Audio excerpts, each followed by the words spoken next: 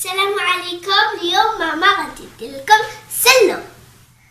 السلام عليكم. كما قالت لكم بنتي اليوم ان شاء الله الرحمن الرحيم غادي نوجدوا مع بعضياتنا سلو. مع اقتراب شهر رمضان الكريم كنبغيو نديروا هاد السلو الشبكيه، هاد الحويجات كنحتاجوهم لرمضان، وان شاء الله اليوم بغيت نتقاسم معكم الطريقه ديالي باش كنوجد سلو. كنحتاجو هنا دقيق محمر، الفرينه محمره. هي من الاحسن اننا نحمروها في الفران ديال الزنقه، الا ما كانش غادي نحمروها في الفران اللي عندنا. نقدروا كذلك نحمروها على البوطه الا كانت مقله ثقيله، اولا من الاحسن تكون كوكوط ثقيله نحمروها في الكوكوط. عندنا هنا بالنسبه لينا عندنا الفرينه، كل واحد غادي يستعمل القياس اللي كيبغي. انا استعملت 3 نتاع المقاييس نتاع، بحال مثلا هنا استعملت اللوز 250 غرام، بالنسبه للفرينه استعملت 750 غرام. هنا غادي نحتاجو 750 غرام تاع الفرينه، غادي نحتاجو 250 غرام ديال اللوز مقلي اللي قشرناه قبل وقليناه في الزيت.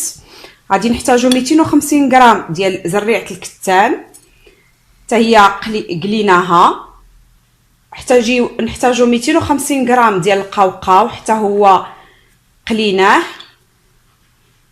هنا 250 غرام ديال الجلجلان، وكنأكد انني قليته ماشي حمرته في الفران، بل قليته في نص كاس نتاع الزيت، فقط زريعه الكتان هنايا اللي كنقليوها في الفران، كنحمروها في الفران. الشيء الاخر هاد بالنسبه للوز والقوقاو والسمسم كنديروهم في الزيت وكنحمروهم. هنا انايا السلو اللي غادي نستعمل معاكم ما غاديش نحتاج فيه السكر، غادي نستعمل في بلاصتو نحتاج العسل وزيت الزيتون، اي الزيت البلديه باش غادي نجمعو زيت الزيتون والعسل. وبالنسبه للمنسمات غادي نحتاج 2 معالق كبار ديال النافع، 2 معالق كبار ديال حبه حلاوه.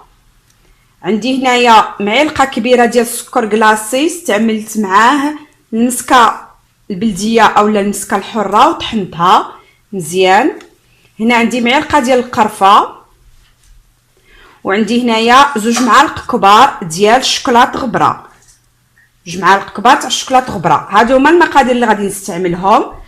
غادي نطحن 250 غرام تاع اللوز، غادي نقسمها في النص، غادي نطحن نصف الكميه مزيان ونص الاخر غادي غير نهرفشو باش يبقى باين لي في سلو. نفس الشيء بالنسبه لزريعه الكتان، هنا غادي نطحنها. بالنسبه للقوقاو النصف ديالو غادي نطحنو مزيان والنصف الباقي غادي غير نهرفشو. بالنسبه للجنجلان حتى هو كذلك غادي النصف نطحنو مزيان والنصف غادي غير نهرمشو.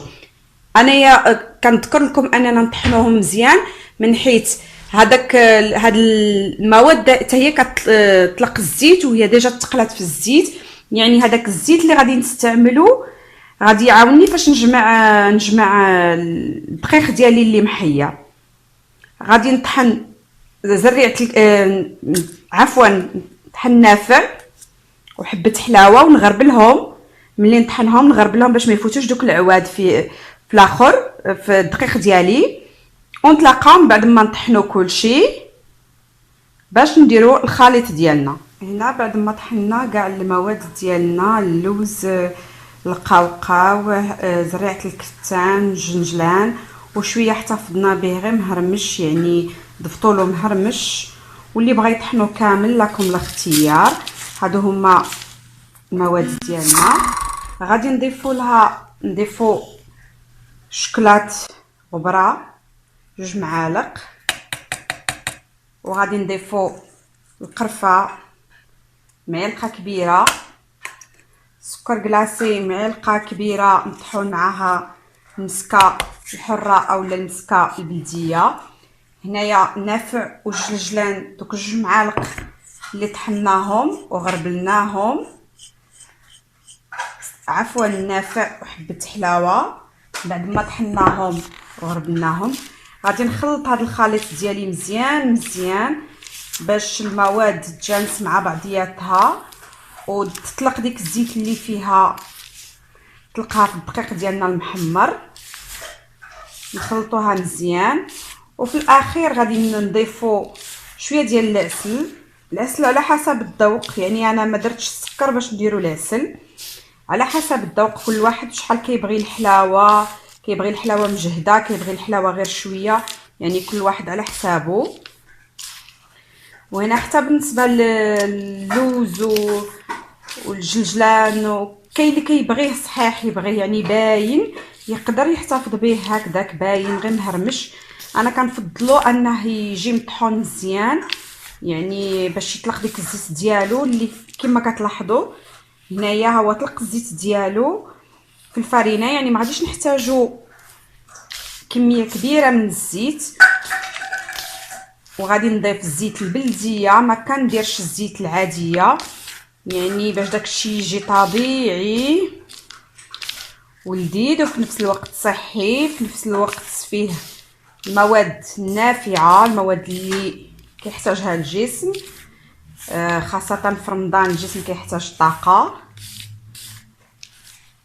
غادي نضيفوا العسل وكندوقوا، كل واحد غادي يشوف الكميه نتاع الحلاوه اللي كتناسبو. غادي نضيفوا العسل هنايا،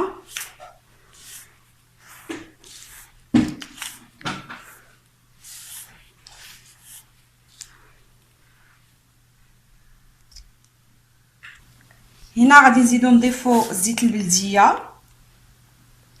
غادي نعجنو نشوفو الكميه اللي بغينا. ملاحظه هنا كاين اللي كيبغيه يعني مزيت وكاين اللي كيبغيه غير مرمل، يعني كل واحد على حساب الشهوه ديالو، على حساب شنو كيبغي يقدر يدير. ماشي هذه ماشي قاعده، كل واحد شنو كيبغي. حنا غادي نضيفو هنا وعينا معانا هكذا كنجمعوه. غادي نزيد نضيف الزيت البلديه وغادي نشوفوا الا احتاجينا اكثر نقدروا نزيدو نضيفو اكثر. الا كانت هذه الكميه كافيه غادي نقدروا، كنظن هذه الكميه عندي كافيه. انا غادي نخلطو مزيان ونتلاقاو من بعد ما نخلطوه مزيان نشوفوا الشكل النهائي ديال السلو ديالنا اولا السفوف كما كيسميوه البعض.